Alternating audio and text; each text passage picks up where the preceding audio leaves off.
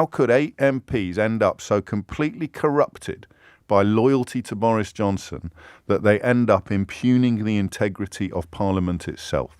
What happened? How did their brains get so boiled?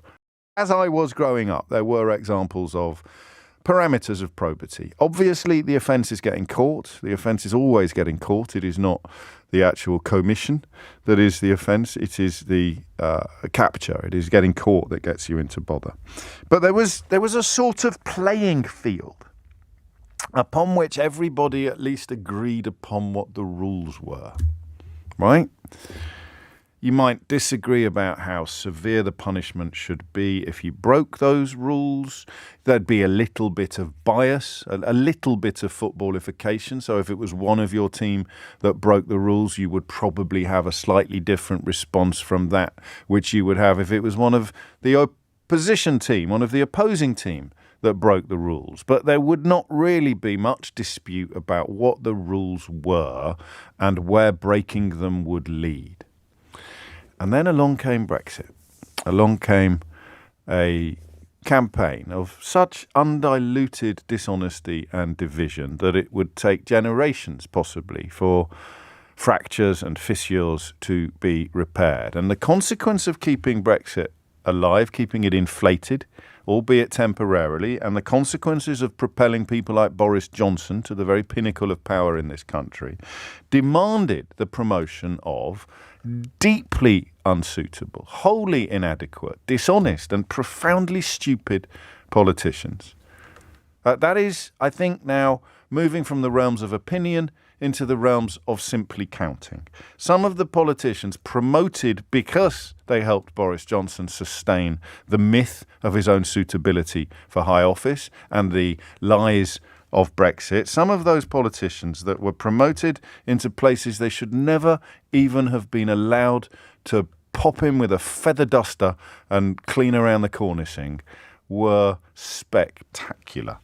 And it is not a coincidence that many of those politicians promoted into positions millions upon millions of miles beyond their capabilities or qualifications are today named and shamed by the Privileges Committee report into the impugning of the integrity of the committee and its members itself, and worse, the attempt to lobby or intimidate those members or to encourage others to do so. So I think in the case of Nadine Dorries, a woman found to have lied about me, so I can say that with absolute confidence, libelled members of the press, a woman who boasts about trying to get journalists sacked, who makes spurious bullying allegations against her own colleagues which fall apart under scrutiny because of her own history of vile and abusive behaviour on the internet, a troll by any other name, who somehow ended up in charge, briefly, of the online harms bill. She sought to attack Channel 4, which of course this week did a bang-up job on pointing out the obscenity of Boris Johnson's relationships with the family of a Russian spy. Punishment, shoot the messenger. So this list of politicians is, if you like, the proof isn't quite the right word. It's the sort of ultimate illustration of just how much damage has been done to things that were once sacrosanct. Nadine Dorries on Twitter. Zach Goldsmith on Twitter. Mark Jenkinson on Twitter. Michael Fabricant on Twitter. Brendan Clark-Smith on Twitter. Nadine Dorries on Talk TV. And it goes on. Jacob Rees-Mogg on the BBC. Andrea Jenkins on Twitter. Jacob Rees-Mogg on GBBs. Priti Patel on GBBs. Nadine Dorries on Twitter. Nadine Dorries in the Daily Mail. Pouring scorn, not on the process, but on the individuals involved in this judgment.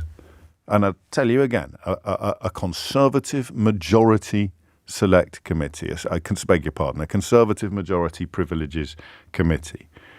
A Conservative Majority Privileges Committee coming under attack in, frankly, vile terms from Conservative politicians, every single one of whom has been preferred or promoted by the godfather of all of this corruption, Boris Johnson. Nadine Dorries thought she was going to get a seat in the House of Lords. Even more improbably, she got a seat at the cabinet table. Andrea Jenkins has been elevated to damehood.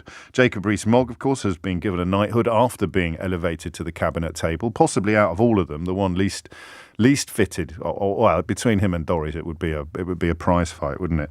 And the rest of them as well, similarly. Except Brendan Clark-Smith. I think he just did it all for a biscuit. Did Michael Fabricant get a knighthood? I can't remember. So there it is. If you don't fully understand the scale of the offence, it is about MPs impugning the integrity of the committee and its members. It is about attempts to lobby or intimidate members of the Privileges Committee. What this is about, very simply,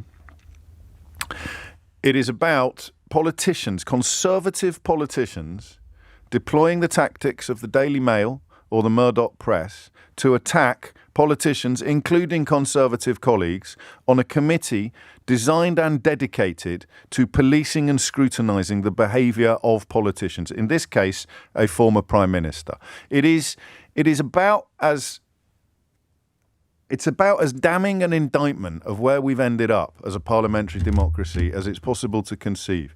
Conservative MPs not even aware of how egregious their behaviour is, too thick or too bent to acknowledge or understand how outrageous their behaviour is, queuing up to use the language, if you like, of McCarthyism or 1930s Germany or whatever it is you prefer to use, talking about witch hunts, talking about kangaroo courts, impugning the integrity of the individuals and the institution without having anything substantive to say to critique their actual findings, to critique the actual findings of the report, of the committee. It's mad. I'm going to ask you to explain to people listening to this who possibly don't understand how serious it is, how egregious it is. Can you explain how big a deal this is? But crucially as well, so you know how this programme worked. How did this happen? So let's work on the principle, and this is quite a reach, all right? This is quite a reach, but here are the names. Nadine Dorries, Zach Goldsmith, Mark Jenkinson, Michael Fabricant, Brendan Clark-Smith, and then I think Priti Patel, let's get this absolutely right, Jacob Rees-Mogg and Andrea Jenkins. Let's I don't want to say pretend, but let us presume that